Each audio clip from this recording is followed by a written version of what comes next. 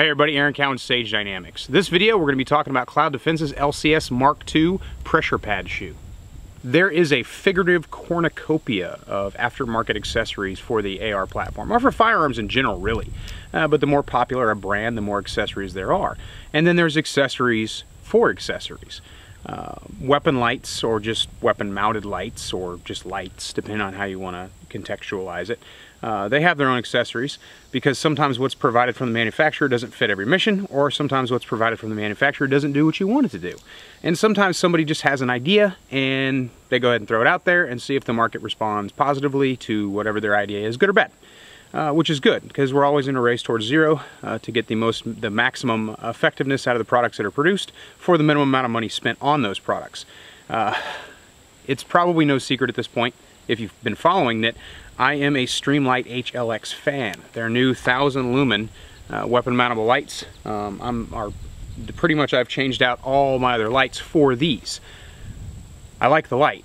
The pressure pad does leave something to be desired, and I'm not a click cap rear button guy when it comes to rifle mounting.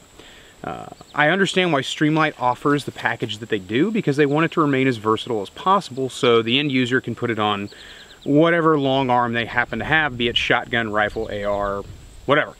But because I'm pretty AR centric, or at least mounting position centric, their mounting system just isn't robust enough for my needs, which is why I'm glad that Cloud Defensive exists, because they produce a product that gives me a very low profile, simple mount that solves the problem of not having to use Streamlight's included kit.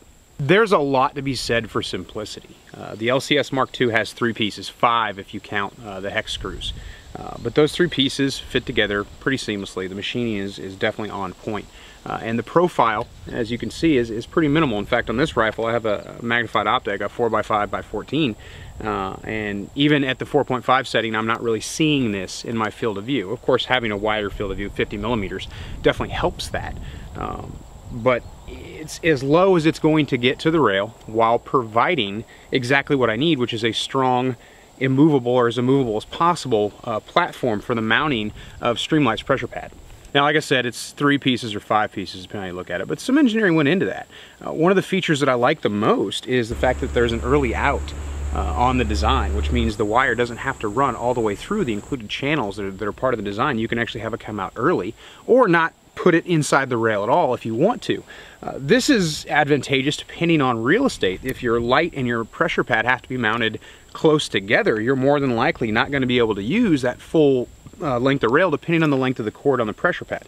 Since we're talking specifically about Streamlight, and right now they only offer it in one length as far as the pressure tape goes, one length, then the closer your pressure pad is to your light, the more likely you are to need that early out, which I think is a pretty simple but awesome feature that they included in the design that gives me more options than I might otherwise have.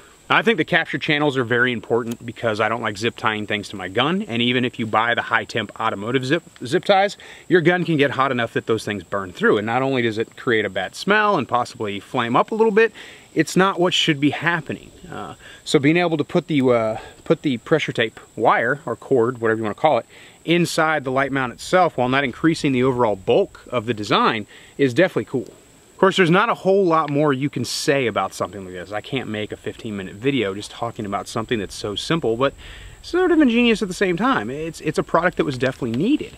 And like I said at the beginning, the figurative cornucopia of accessories and accessories for accessories, not all aftermarket products get the same amount of aftermarket support. So right now, this is the best option on the market for Streamlight, and I'm sure the guys at Cloud Defensive are already working on a newer generation of one, possibly streamlining it a little more, possibly adding a little more modularity so you can accessorize it and kind of purpose it for other guns, such as SBR carbines or submachine guns, depending on how specific you want to be with your vernacular there, and just other products that are going to fill a niche that no one else seems to be attacking, I guess, yet.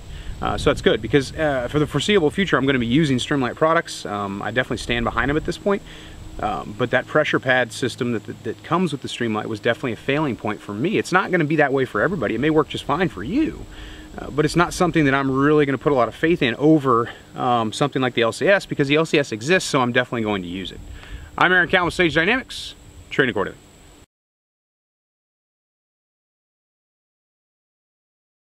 No, yeah, you know what makes me feel weird is the smaller the product, the more awkward it is to hold an entire rifle to talk about it. So I'm talking about this light switch, and I've got the rifle up here so people can kind of get an idea what I'm talking about, but I can cut in scenes and everything like that. But it's like, at what point is it ridiculous to stand up here with the whole rifle talking about a part on it? It's like, if I did a video on a safety selector, would I stand up here and be like, oh, can you see it? It's right there. You can't really see it very well. Let me show you some close-ups, cut in some dubstep. I mean, there's got to be a line. I just don't know where it is.